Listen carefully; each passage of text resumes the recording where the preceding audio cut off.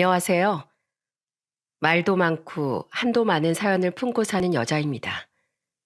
저는 어린 시절부터 남들 눈치 보는 게 습관이었어요. 왜냐하면 저희 가족은 특별한 가족이라서 어딜 가든 사람들의 수근거리는 말들이 들려왔거든요. 부모님은 남들과는 다른 정신지체 장애가 있으십니다. 그래서 평생 동안 남들의 손가락질을 받으며 사신 분들이에요. 그로 인해서 제 어린 시절은 놀림과 비웃음, 손가락질을 받았던 아픈 기억이 떠올라요. 아무래도 다른 부모와는 다른 모습이 놀림의 대상이 됐던 겁니다. 그래도 저희 가족을 옆에서 항상 신경 써주시고 보살펴 주신 분들이 있었습니다. 지금도 저희를 아낌없는 사랑으로 감싸주신 할아버지 할머니는 든든한 존재였죠. 아무리 주변에서 손가락질해도 한창 부모가 좋을 나이였어요. 그 당시 할아버지와 할머니께선 농사일을 하시면서 우리 가족과 같이 사셨죠. 엄마 아버지도 그런 할아버지와 할머니를 따라 농사일을 하거나 허드렛 일하면서 우릴 키워주셨습니다. 하지만 전 동네에서 지나가기만 해도 놀림의 대상이었어요. 9살 땐 같은 동네에 살던 남자애가 절 보면서 이런 말까지 했습니다. 야, 김은성, 니네 엄마 아빠 바보라면서? 그럼 너도 바보야? 그러자 옆에 있던 다른 친구들도 저를 보면서 소리쳤습니다. 쟤네 엄마랑 아빠 바보야? 야, 우리 쟤랑 놀지 말자. 우리도 바보 될 수 있잖아. 그때 전 너무 화가 나서 저를 놀렸던 남자애한테 소리쳤습니다. 야, 우리 엄마 아빠 바보 아니거든? 우리 부모님 똑똑하거든? 거짓말하지 마. 우리 엄마가 그랬는데 너네 부모님 동네에서 유명한 바보래. 그래서 너랑 놀면 나도 바보 된다고 너랑 절대 놀지 말라고 했어. 야, 너 오늘 나한테 죽었어? 저는 너무 화가 나서 동네 친구들하고 싸운 적이 한두 번이 아니었어요. 제가 이렇게 동네 친구랑 싸우면 어김없이 엄만 친구네 집을 찾아가서 고개를 숙이셔야만 했습니다. 그때도 엄만 친구네 엄마한테 고개를 숙이면서 말씀하셨어요. 죄송합니다. 제가 잘못했습니다. 제가 딸 교육 더 잘 시키겠습니다. 엄마가 왜 사과해? 쟤네들이 먼저 나 놀렸단 말이야. 우리 아무 잘못 없다고. 자꾸 고개 숙여 사과하지 말란 말이야. 그러니까 애들이 자꾸 이렇게 놀리는 거잖아. 너 가만히 못 있어? 왜 엄마를 이렇게 힘들게 해? 저는 사과하는 엄마 모습에 화가 나서 엄마를 말리면서 소리쳤습니다. 그러자 친구 엄마는 그 모습을 보고 혀를 차며 말씀하셨어요. 애가 왜 이리 고집이 세? 아유, 너도 빨리 사과해. 얼른. 친구를 때렸으면 사과해야지. 제가 왜 사과해요? 먼저 쟤네들이 놀렸단 말이에요. 어머, 얘 좀 봐. 됐어요. 사과고 뭐고 다 필요 없으니까 가세요. 재수 없으니까 당장 나가요. 그러자 엄마는 다급하게 친구 엄마의 손을 잡으며 말씀하셨습니다. 아이고, 민준아 엄마, 제가 죄송해요. 친구들끼리 사이좋게 지내야죠. 애들끼리 사이좋게 놀게 해주세요. 저는 자꾸 애원하면서 말하는 엄마가 너무 싫어서 엄마를 잡아 당기면서 말했어요. 엄마 그냥 가요. 어차피 이렇게 해도 쟤네들이랑 안 놀 거야. 그러니까 그냥 좀 가자. 결국 저는 사과하는 엄마를 끌고 집으로 돌아왔습니다. 그때는 친구네 부모한테 자꾸 고개를 숙이면서 사과하는 엄마가 너무 싫었어요. 내가 잘못한 것도 아닌데 왜 싹싹 빌어야 되는지 너무 화가 났습니다. 그럴 때마다 집에 와서 엄마를 원망하며 말했어요. 다 싫어. 이럴 거면 날 왜 낳았어? 난 엄마랑 아빠 때문에 쪽팔려서 살기 싫어. 진짜 너무 싫다고. 엄마가 미안해, 은성아. 미안해. 다 필요 없어. 이제 그런 말 듣기도 싫어. 다 지겹단 말이야. 제가 철없이 부모님한테 화를 내면 할아버진 저한테 회초리를 드셨어요. 김은성, 누가 엄마한테 대들어? 너 당장 종아리 걷어. 왜 다 나한테만 그래? 나도 정말 살기 싫단 말이야. 이놈 자식이 그래도 말 똑바로 못해? 어디서 말을 함부로 해? 엄만 할아버지를 말리면서 저를 달래주셨어요. 그때 전 어린 나이에 자괴감 빠질 만큼 너무 싫었습니다.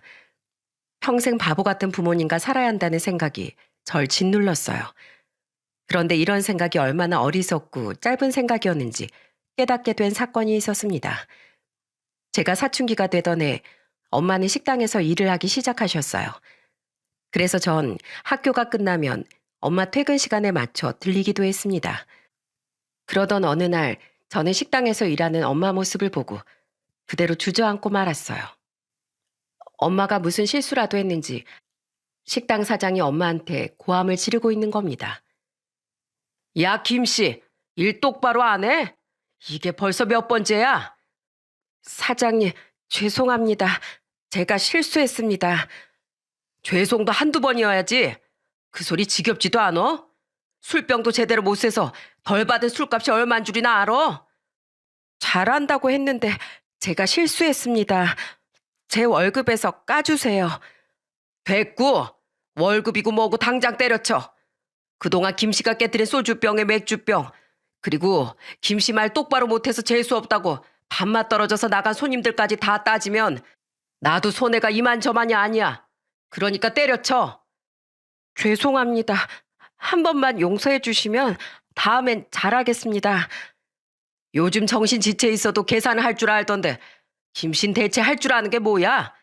이래서 정상인을 데려다가 일 시켰어야 했는데 덜 떨어진 사람이라 뭘 하겠다고. 아유, 속 터져서 원. 처음부터 비정상을 데려오는 게 아니었어. 사장님, 저 애들 키워야 됩니다. 애가 2명이나 있어요. 학교 보내야 됩니다. 공부도 가르쳐야 하고 일해야 합니다. 내가 알 바야? 나랑 상관없고 때려치라면 때려쳐 당장. 저는 엄마를 무시하면서 일방적으로 화내는 사장한테도 애원하며 사과하는 엄마를 보고 눈물이 났습니다. 그걸 보고만 있을 수 없던 전 엄마한테 달려가서 사장을 보고 소리쳤습니다. 지금 저희 엄마한테 뭐라고 하셨어요? 비정상이요? 덜 떨어진 사람이요? 우리 엄마도 사람이에요. 아저씨도 지금은 건강하지만 언제든지 똑같이 비정상이 될 수 있단 말이에요. 평생 그렇게 건강할 줄 아세요? 하루아침에 사고로 건강 잃는 사람이 한둘인 줄 아세요? 뭐야? 너 지금 말 다 했어? 아이고, 딸년이나 애미나 어쩜 저렇게 똑같을까? 넌 정신 지체 몇 급이냐? 진짜 이런 것들은 태어나지도 말았어야 된다니까? 정말 그 순간 상처를 받은 전 눈물이 흘렀습니다. 그런데 그때 엄마가 눈이 뒤집어진 거예요. 그리고 아까까지 사장한테 빌던 엄마가 사장한테 소리치면서 말했습니다. 뭐예요? 지금 뭐라고 그랬어요? 우리 딸 보고 태어나지 말았어야 한다고요?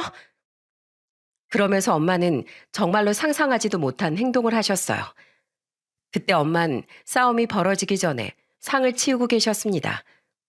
그런데 손님이 나가고 술병을 제대로 안 세웠다고 사장한테 욕먹고 계셨던 거예요. 그래서 엄마 앞에는 반찬으로 나갔던 김치, 콩나물 등 남은 반찬을 한 그릇에 모아둔 그릇이 있었던 겁니다. 그때 엄마가 그 그릇을 집어서 사장 얼굴에 확 뿌려버렸어요. 그러자 잔반을 뒤집어 쓴 사장이 놀란 목소리로 엄마한테 소리쳤습니다. 지금 뭐 하는 거야? 미쳤어? 안 미쳤어요. 이 사람아, 사장이면 사장처럼 살아야지. 왜 그렇게 함부로 막말해?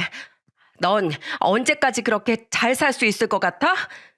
내가 진짜 가짜 나서 일 그만둔다. 그만둬.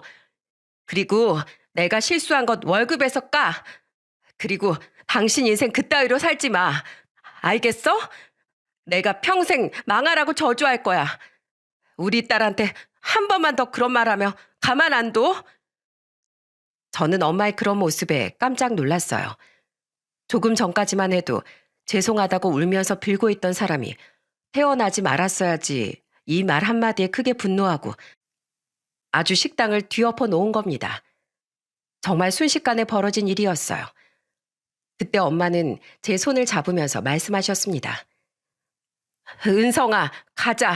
가. 이놈의 식당 안 오면 그만이야. 일자리는 또 구하면 되니까 가자. 저는 엄마 손을 잡고 식당을 나왔어요. 그날 엄마의 뒷모습을 보고 엄마한테도 이런 모습이 있었다는 걸 처음 알게 된 겁니다. 그때 엄마가 나를 많이 사랑하는구나. 나와 동생을 위해서 이렇게 치열하게 살고 계셨다는 걸 알고 한없이 눈물을 흘리고 말았어요. 그런데 엄마뿐 아니라 아버지도 허드렛 일을 하면서 사람들한테 갖은 무시와 구박을 많이 받으셨습니다. 그런 모습들을 보고 우리 부모님은 남들이 아닌 내가 꼭 지켜야겠다고 다짐했어요. 그래서 그때부터 열심히 공부하기 시작했고 언젠간 꼭 효도를 해드리겠다고 마음을 먹었어요. 꼭 성공해서 부모님도 할머니 할아버지께도 다 효도하고 싶었습니다. 하지만 시간은 절 기다려주지 않았고 할머니는 제가 21살이 되던 해 세상을 떠나셨어요. 게다가 할아버지도 제가 23살 때 고비가 다가오고 있으셨습니다. 할아버진 떠나기 전에 저한테 마지막 간절한 부탁의 말씀을 남기셨어요. 은성아, 네 부모는 남들하고 똑같은 사람이야. 단지 조금 다를 뿐이지 똑같은 사람이야. 그러니까 항상 너랑 네 동생이 부모님을 지켜줘야 한다. 알았지? 내가 편하게 눈을 쉽게 감지 못하겠구나. 할아버지, 걱정 마세요. 제가 있잖아요. 사랑하는 우리 손녀, 이 할아버지가 하늘에서 지켜볼게. 항상 건강하고 행복하게 살아라. 네 부모 꼭 지켜줘야 한다. 알겠지? 네, 제가 꼭 약속할게요. 그렇게 할아버지는 마지막 말씀을 남기시고 눈을 감으셨어요. 그리고 저는 할아버지의 유언을 지키셨다고 스스로에게 약속했습니다. 그 후 저는 대학교를 졸업하고 탄탄한 중견기업에 입사했어요. 남동생도 교도소에서 일하는 교도관으로 안정적인 직업을 갖게 됐습니다. 저와 남동생은 정말 열심히 공부하며 살았어요. 그래서 사회에서 나름대로 자리를 잡아가면서 살게 됐습니다. 열심히 돈을 모으고 적금까지 들고 있었죠. 그리고 남동생과 부모님께 작은 집이라도 해드리겠다는 목표가 있었기 때문에 한 푼이라도 아끼며 모았었죠. 그렇게 저는 남동생과 같이 25평짜리 아파트를 얻어드릴 수 있었어요. 그날 어머니 아버지가 얼마나 웃으셨는지 모릅니다. 저는 그런 부모님을 보면서 말했습니다. 엄마, 아빠, 저희 선물이에요. 마음에 드세요? 비록 지금은 전셋집밖에 못 구해드렸지만 나중에 더 멋진 집 사드릴게요. 그때 엄마는 저를 보면서 흐뭇한 목소리로 말씀하셨어요. 은성아, 준아야, 고맙다. 난 너희가 자랑스럽다. 저한테 고맙다고 말씀하신 엄마를 보면서 저는 이런 말을 했었어요. 저희 힘들게 키워주신 거 다 알아요. 나중에 꼭 더 멋진 집에서 살 수 있게 해드릴게요. 은성아, 엄만 네가 너무 자랑스럽다. 저는 엄마와 같이 얼마나 기쁨의 눈물을 흘렸는지 모릅니다. 하루하루 부모님과 행복했어요. 그렇게 저는 30살 중반이 됐고 한 남자를 소개받게 됐어요. 그 사람이 바로 제 남편이었습니다.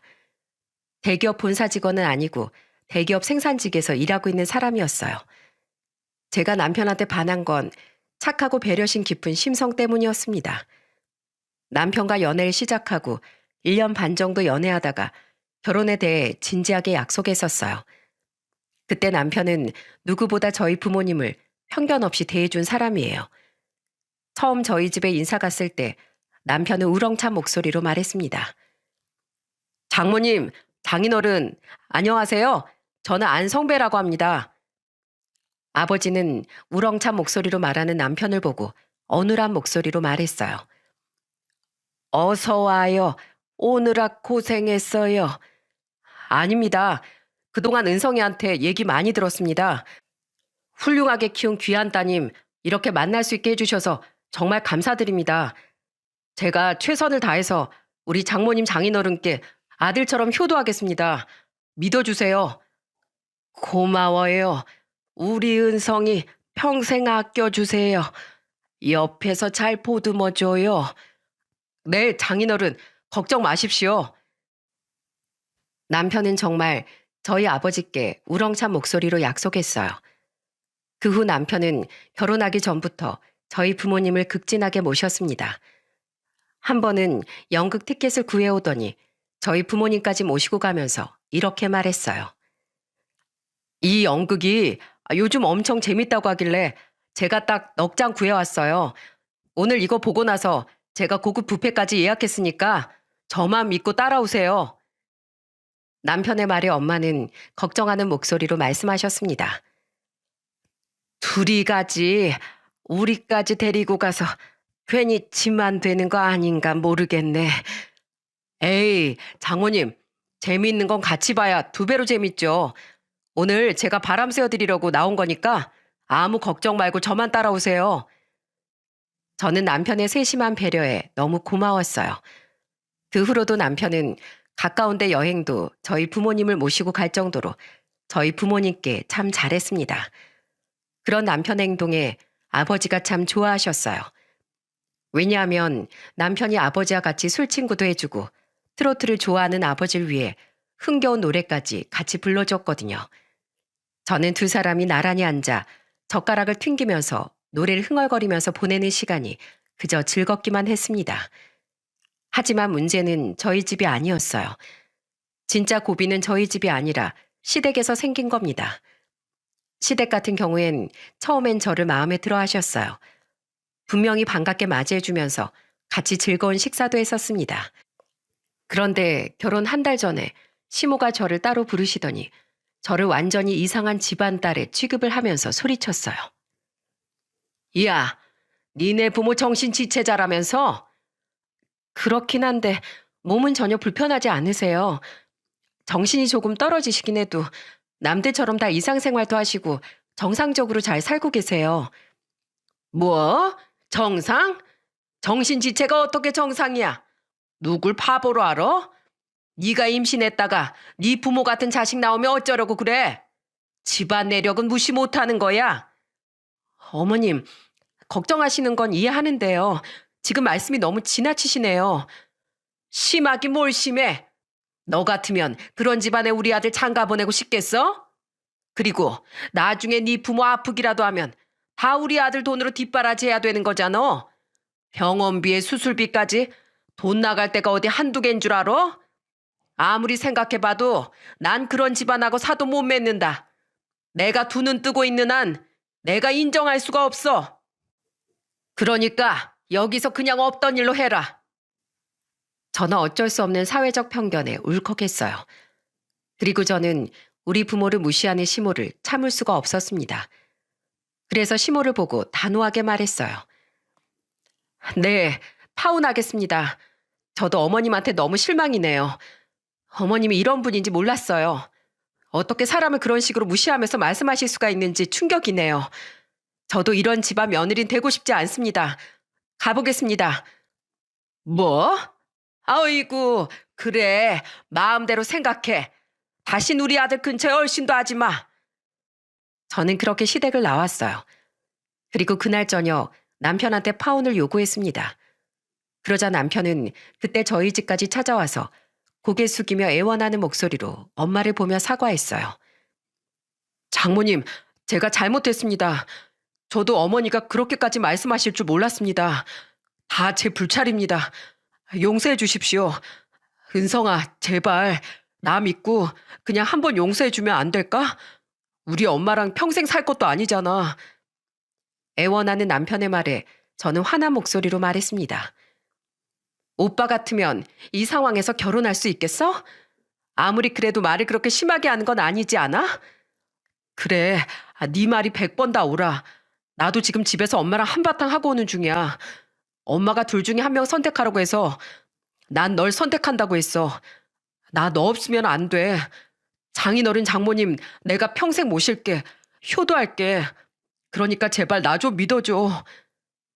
그때 남편은 고개를 숙이면서 애원했어요. 그리고 엄마가 남편 손을 잡아주면서 말씀하셨습니다. 이렇게 말해줘서 고맙네. 은성아, 엄마는 이 결혼 찬성이야. 지금 이렇게 와서 사과하는 거 봐. 그리고 그동안 우리한테 하는 거 보면 난 믿음이 간다. 엄마의 말에 아버지도 옆에서 고개를 끄덕이셨어요. 그리고 다음날 시부도 저한테 전화해서 사과하면서 말씀하셨습니다. 은성 씨, 우리 아내가 어제 한 말 다 잊어. 내가 정말 미안해. 그 사람이 원래 말을 좀 생각 없이 해. 내가 다신 이런 일 없게 잘 단돌이 할게. 그러니까 이해 좀 해줘. 내가 이렇게 사과할 테니까 우리 성배랑 잘 살아줘요. 알고 보니까 시댁에서도 시모만 반대할 뿐이지 시부는 우리 결혼을 인정해 주셨어요. 그래서 저는 남편과 결혼을 결심한 겁니다. 그리고 저는 남편과 결혼하고 2년 만에 떡두꺼비 같은 아들을 낳았어요. 눈에 넣어도 안 아플 아들을 보며 얼마나 기뻤는지 모릅니다. 저희 부모님도 제 아들을 보면서 눈을 떼지 못할 만큼 예뻐하셨습니다. 하지만 친정에만 가면 분위기가 달라졌어요. 한 번은 시댁에 갔다가 시모가 하는 말에 깜짝 놀랐습니다. 시모는 저한테 황당한 말을 내뱉더라고요. 너 근데 네 아들 검사는 해봤니? 네? 무슨 검사요? 혹시라도 애가 지능이 떨어질 수도 있잖아. 미리 검사를 해봐야지. 손주한테 그런 말씀 하고 싶으세요? 또 왜 그렇게 말씀하시는 건데요? 정말 무슨 문제라도 있길 바라세요? 한 번이라도 저한테 고생했다, 수고했다, 그렇게 말해준 적 있으세요? 그래서 지금 걱정해 주잖아. 애 검사해보라고. 그게 지금 걱정이에요? 어쩜 그렇게 말을 차갑게 하세요? 그래서 내가 오죽했으면 결혼을 반대했겠어. 난 네 집 핏줄 닮았을까 봐 싫어. 그리고 정상인지 아닌지 검사를 해보라는 게 뭐가 문제야? 됐다. 말을 말자 말을. 너랑은 말이 안 통한다. 시모는 정말 저만 보면 흠잡을 게 없나 마치 눈에 불을 켜고 찾는 사람 같았어요. 그때마다 시부가 시모를 말렸지만 시모의 색안경은 바뀌지 않았습니다. 그런 시모의 편견은 제 아들이 5살이 되던 해에도 변함이 없었어요. 그때는 시숙과 신우들도 다 애들을 데리고 왔었어요.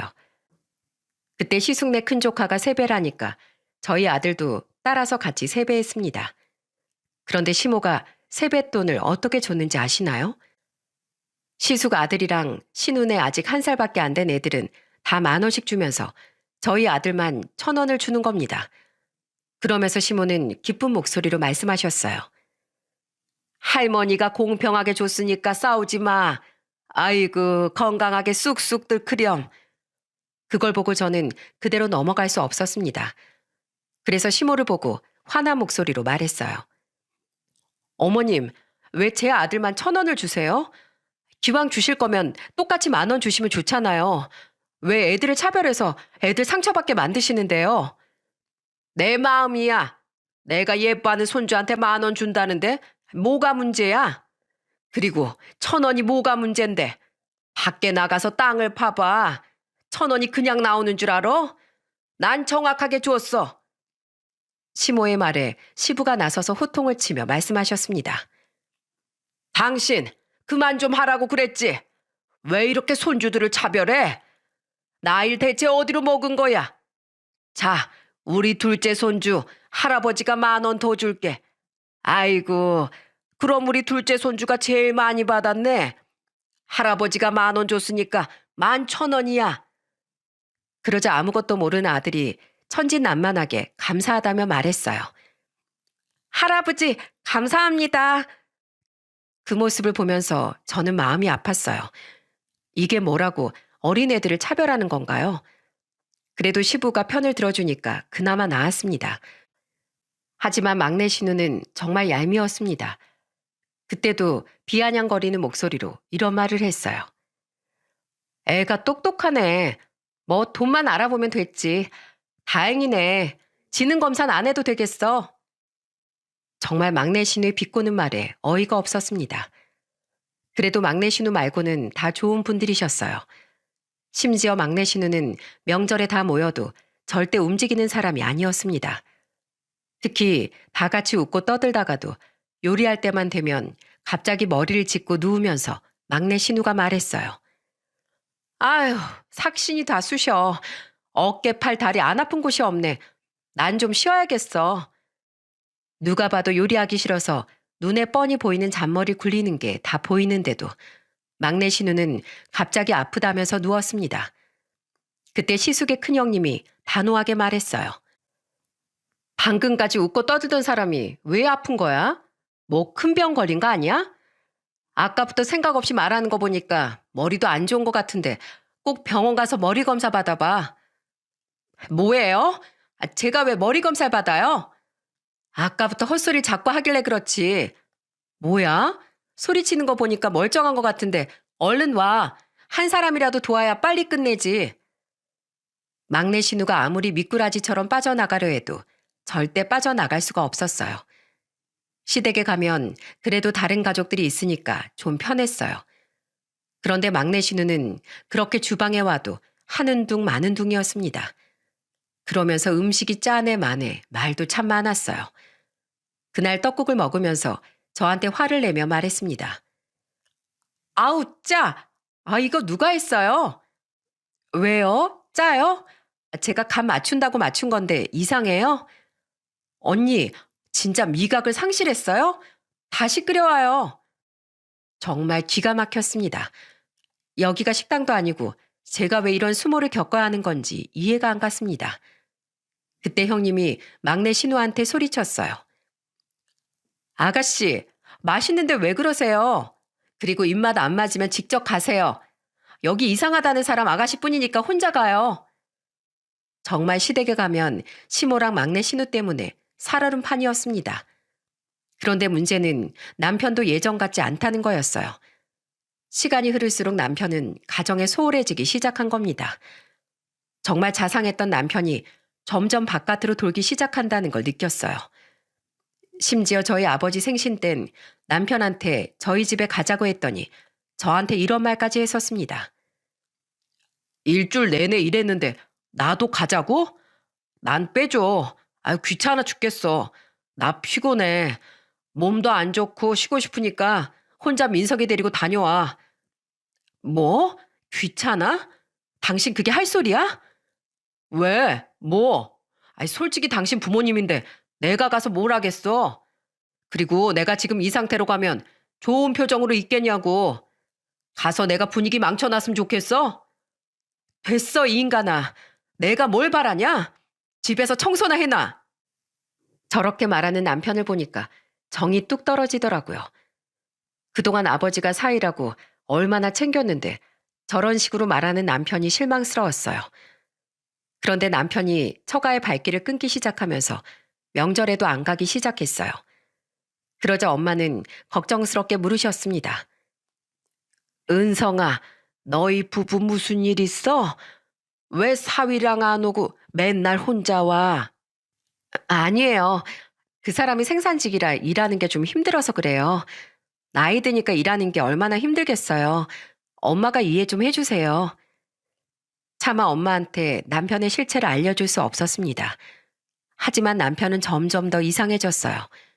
한 지붕 아래 살면서도 마치 남처럼 느껴지는 겁니다. 왜냐하면 남편이 휴대폰을 손에서 내려놓을 줄을 몰랐거든요. 심지어 남편이 거실에서 휴대폰을 보는데 아들이 다가가서 놀아달라면서 보챘습니다. 아빠, 우리 나가서 시소 타요. 시소. 저리 가. 아빠 지금 바쁜 거 안 보여? 놀이터 가고 싶은데 같이 가요. 똑같은 소리 계속하게 할래? 아빠 지금 바쁘다고 했지? 왜 이렇게 말귀를 못 알아들어? 저는 남편이 아들한테 소리치는 걸 보고 놀라서 달려갔습니다. 그리고 우는 아들을 달래주면서 남편한테 소리쳤어요. 애한테 왜 소리를 질러? 집구석에서 핸드폰만 할 거면 당신이 나가. 아이씨, 이런 거지 같은 집구석. 내가 나간다, 나가. 진짜 남편은 애가 우는데도 거들떠도 안 보고 휴대폰만 챙겨서 나가더라고요. 진짜 저 나이 먹고 왜 저렇게 휴대폰에 집착하는지 이해가 안 갔습니다. 그런데 결혼 8년 차의 남편은 저한테 충격적인 통보를 했어요. 여보, 나 회사 그만둘래. 뭐? 아니, 갑자기 그게 무슨 말이야? 솔직히 말이 대기업이지. 생산직이 얼마나 힘든 줄 알아? 나도 이제 40 넘으니까 힘들어 죽겠어. 나도 일반 사무직이나 사업 쪽을 알아봐야겠어. 그런 회사에서 당신을 받아준대?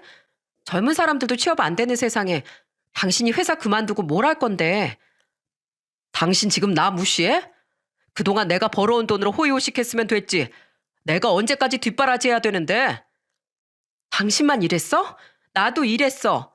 우리 애 어린이집 보내고 나도 쉴 틈 없이 일했다고.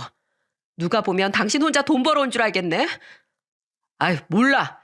나 그만둘 테니까 그렇게 알아. 남편은 완전히 말이 안 통했어요. 그리고 저한테 정말 통보만 하고 갑자기 회사를 그만둬 버린 겁니다. 그런데 남편이 퇴직하는 과정에서 이상한 점이 있었어요. 오랫동안 회사 다녔으면 여러분, 퇴직금이라는 게 나오지 않나요? 그런데 남편은 회사를 그만두고도 퇴직금에 대해서 아무런 말이 없었습니다. 그래서 전 남편한테 넌지시 물었습니다. 당신 회사 10년 넘게 다녔잖아. 퇴직금 아직 정산 못 받았어? 퇴직금도 많이 나올 텐데 왜 아무 말이 없어? 그걸 왜 당신이 신경 써? 내가 그동안 뼈 빠지게 고생해서 모은 돈이니까 신경 꺼. 뭐야? 말 다 했어? 퇴직금 말을 해줘야 같이 계획을 세우지. 내가 알아서 한다고. 남자 하는 일은 웬 참견이야? 한 번만 더 내 일에 끼어들기만 해봐. 그땐 나도 가만히 안 있을 줄 알아. 뭐? 가만히 안 있을 거면 어쩔 건데? 정말 남편은 저를 협박하기까지 했습니다. 근데 싸우는 모습을 보고 아들이 다가와서 울면서 말했어요. 엄마, 아빠 싸우지 마요. 아빠 무서워요. 저는 우는 아들을 보고 깜짝 놀라서 아들을 안아주며 말했습니다. 아니야. 엄마, 아빠 안 싸워. 괜찮아. 울지 마. 아들을 달래주면서 저도 눈물이 흐르더라고요.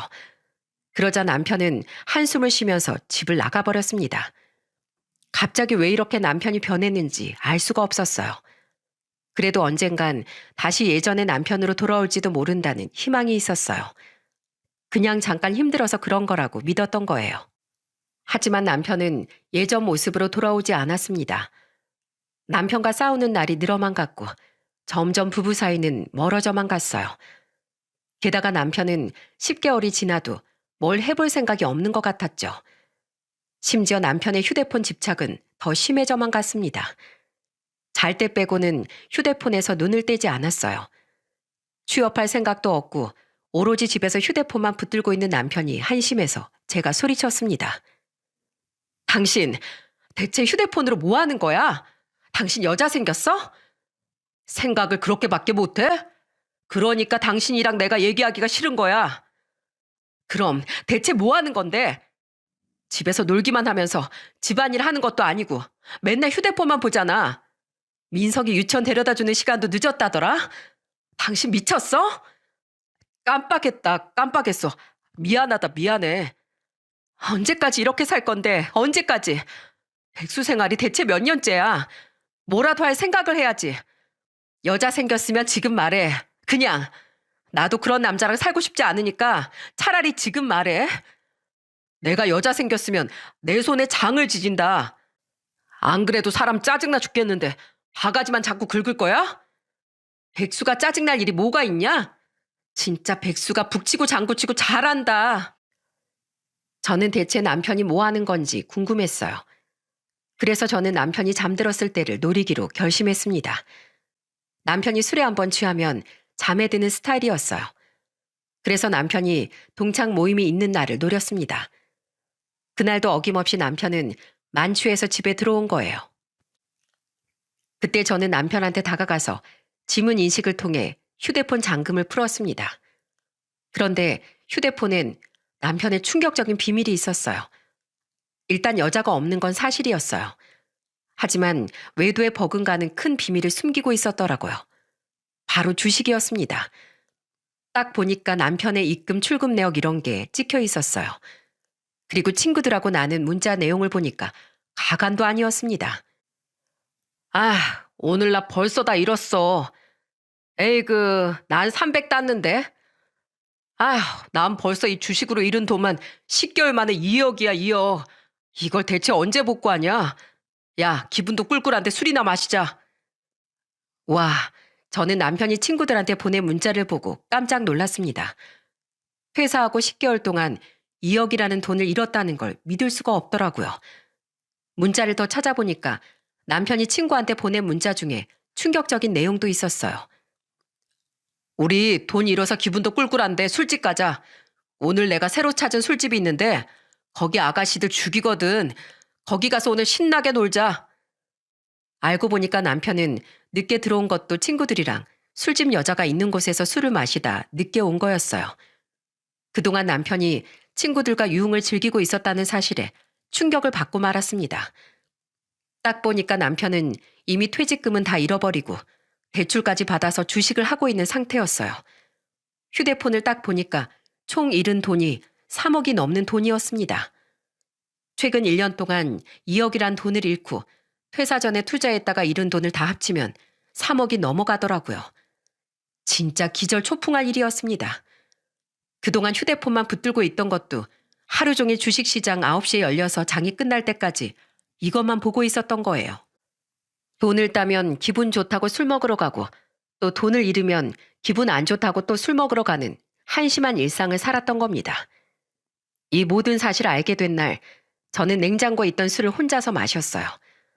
그렇게 믿었던 남편이었는데 이렇게 도박으로 많은 돈을 잃으면서 처자식을 다 버릴 줄은 몰랐습니다. 그리고 이렇게 한심한 남편과 더 살 수 없다고 판단했어요. 그래서 다음날 저는 아침에 숙취로 힘겹게 일어난 남편을 앉혀놓고 단호하게 말했습니다. 당신 나한테 뭐 할 말 없어? 왜? 뭔데? 속도 안 좋은데 한 번에 말해. 나 다 봤어. 그동안 당신이 한 짓. 당신 주식으로 돈 많이 잃었더라. 그러려고 처자식 내팽겨 쳐놓고 주식했어? 뭐야? 너 내 핸드폰 뒤졌어? 당신이 솔직하게 말했으면 내가 몰래 받겠니? 당신 대단하더라. 그 많은 퇴직금을 다 잃고 대출까지 받아서 주식을 하고 싶든? 밑 빠진 독에 물 붓고 사느라 네 자식은 어찌 되든 상관없단 식이었잖아. 그동안 나한테 고생했다고 뭐 선물이라도 줘봤어? 하다못해 네 아들 손잡고 놀이터라도 가봤냐고.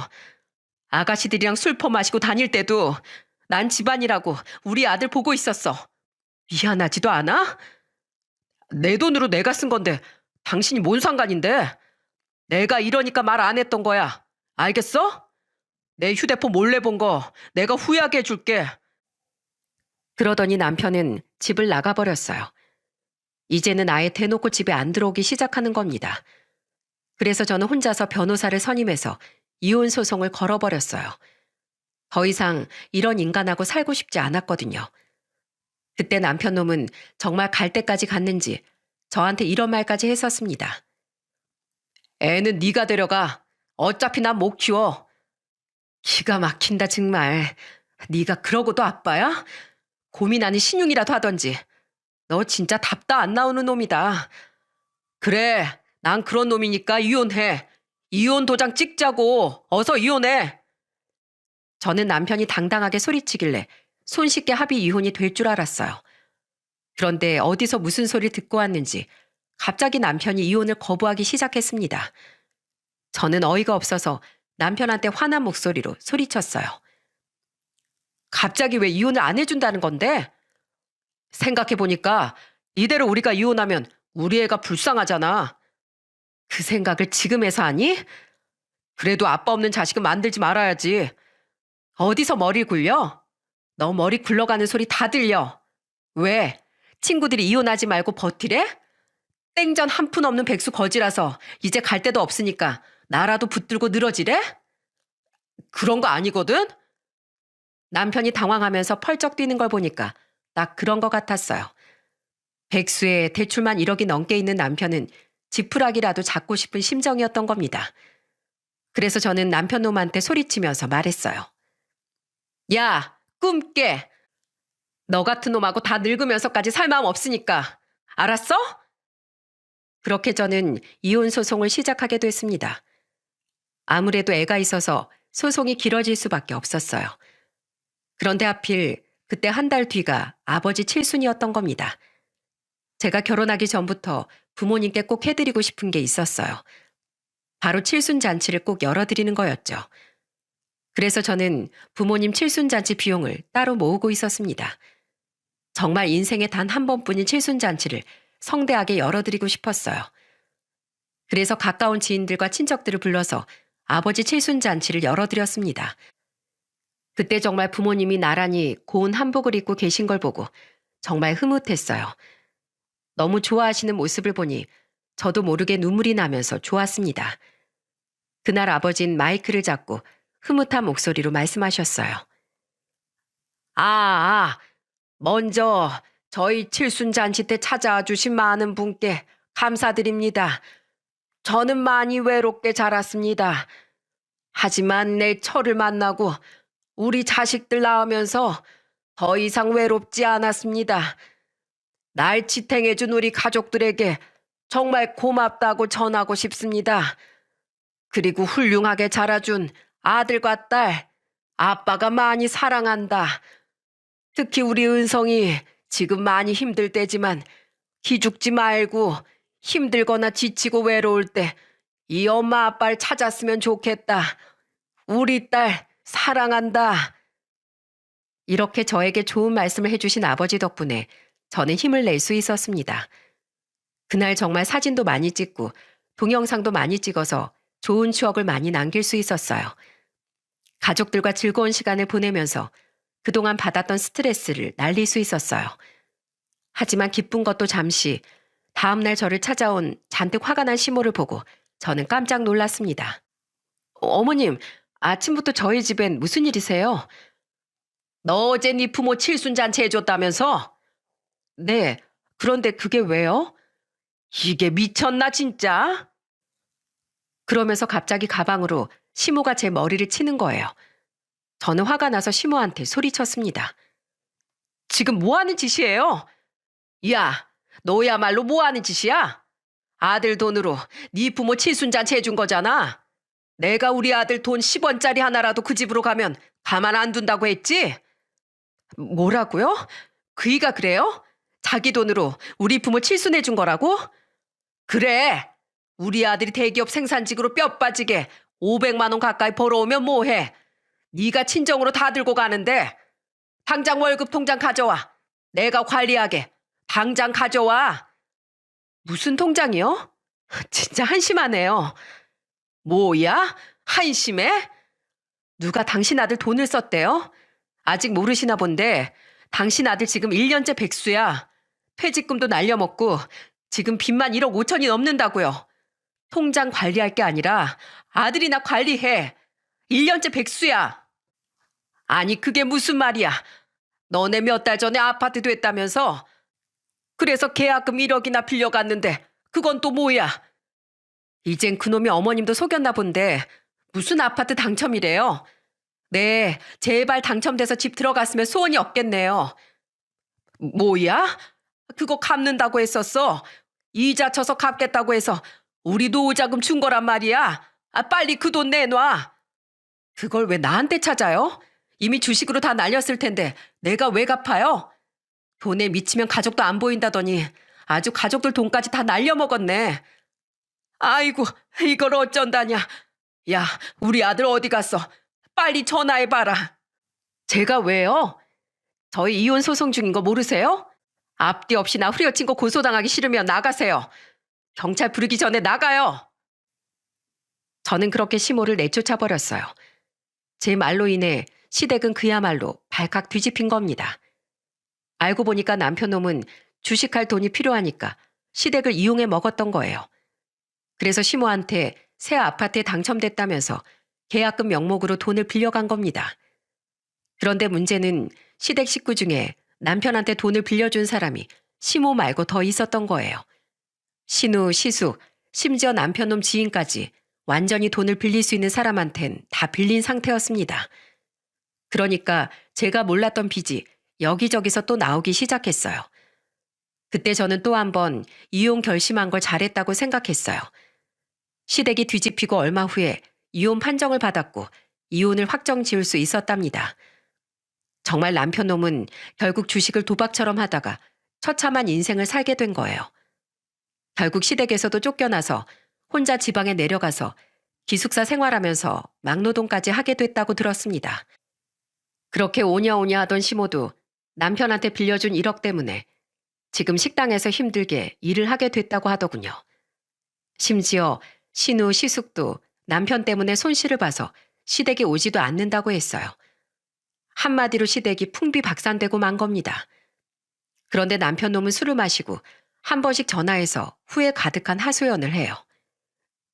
여보, 내가 죽일 놈이야. 나 제발 한 번만 용서해줘. 내가 그동안 당신한테 너무 함부로 했어. 당신이 없으니까 나 정말 사람 구실도 못하고 사는 게 거지 같아. 제발 한 번만 용서해줘. 야, 정신 차려. 난 한 번 버린 쓰레기 다시 집 안으로 가져오는 짓 안 하니까 정신 차리고 양육비나 보내. 양심 있으면 아들 양육비는 보내야 되는 거 아니야? 진짜 반성했으면 양육비나 보내. 헛소리 할 거면 끊어. 저는 정말 전 남편 놈이 너무 한심했습니다. 그런데도 전화를 받은 이유는 양육비 때문이었어요. 지금 이혼하고 1년째인데 한 번도 양육비를 보낸 적이 없었거든요. 우리 아들을 위해서라도 양육비는 꼭 받아낼 겁니다. 그런데 마지막 전화 이후로 또 연락이 오진 않았어요. 전 남편 놈 때문에 내 가정이 이렇게 무너진 게 허망하기도 하네요. 비록 이혼료 꼬리표는 달았지만 저는 절대 무너지지 않을 겁니다. 제 아들과 우리 부모님을 위해서라도 저는 꿋꿋하게 이겨낼 거예요. 저는 이혼 후 아들을 데리고 부모님 집에서 다 같이 살고 있습니다. 저희 부모님이 손주를 얼마나 예뻐해 주시는지 몰라요. 지금 저는 친구 회사에 입사해서 전구를 만드는 일을 하고 있습니다. 이제 저는 전구처럼 인생을 더 밝게 살 겁니다. 인생이 아무리 힘들고 고난과 역경이 가득해도 언제나 희망은 가까이 있다고 생각해요. 전구는 스위치 한 번만 누르면 어둡다가도 밝게 주변을 밝혀주잖아요. 저도 이렇게 희망차게 살고 싶습니다. 제가 이렇게 사연을 보내게 된 이유도 여러분들이 희망을 잃지 않길 바라는 마음에서 보내게 됐습니다. 그리고 아무리 힘들고 어려워도 희망은 멀리 있지 않고 늘 가까이에 있답니다. 그러니까 먼 곳에서 희망을 찾으려고 하지 말고 가까운 곳에서 찾아보세요. 저는 아들을 보면서 희망을 찾은 것 같습니다. 저만 보는 아들을 위해서라도 제가 잘 살아야죠. 그리고 제가 잘 살면 아들이 저에게 오히려 힘을 나눠주더라고요. 여러분들도 아무리 어려워도 가족들과 마주 잡은 손을 절대 놓치지 않기를 바랄게요. 감사합니다.